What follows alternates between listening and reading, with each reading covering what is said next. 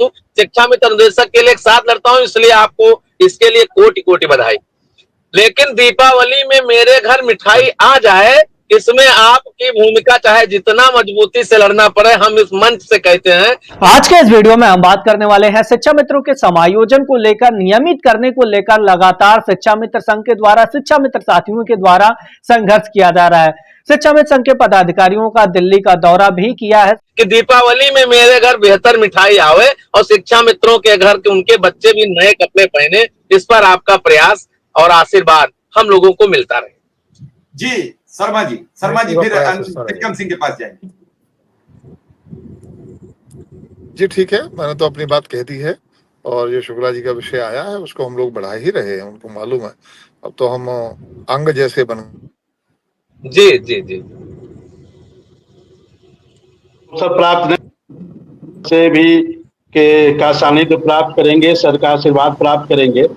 लेकिन सर के समक्ष कुछ अपनी पीड़ा रखना चाहता हूं। सर, जुलाई 2013 में शिक्षा के अधिकार अधिनियम 2009 के अंतर्गत पूरी पारदर्शिता और ईमानदारी के साथ इलाहाबाद हाई कोर्ट के दिशा निर्देशन में हम लोग की नियुक्ति हुई थी। सर, उत्तर प्रदेश के 13,769 विद्यालय में 41,307 अनुदेशक रखे गए थे।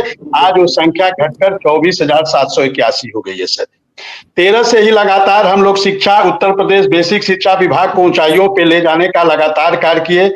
हम लोग वो सारे कार्य करते हैं जो आपके विद्यालय में एक सहायक अध्यापक सर करते हैं, चाहे वो कोई भी काम हो। अपने विषय के अलावा हम हिंदी, अंग्रेजी, गणित, विज्ञान, सामाजिक विज्ञान सभी सर पढ़ाते हैं।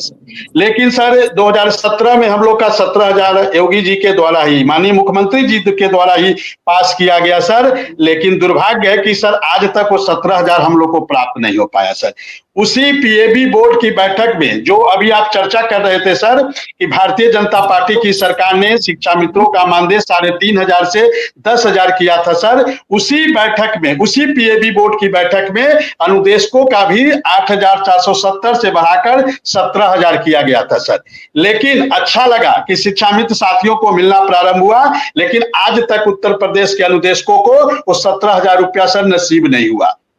और इसके बाद जब हम लोग लगातार प्रयास किए, जब नसीब नहीं हुआ सर, तब हम लोग कोर्ट का रुख अपनाए और लखनऊ हाई कोर्ट ने 3 जुलाई 2019 को कहा कि आप 9% ब्याज की दर से मार्च 2017 से कंटिन्यू टिल डेट इनका 17,000 का भुगतान करिए।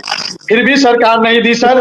फिर 20 अगस्त 2019 को माननीय इलाहाबाद हाई कोर्ट ने भी वही आदेश दिया कि 9% ब्याज की दर से 17,000 का भुगतान करिए। सर, सरकार भुगतान नहीं की और सरकार डबल बेंच में चली गई।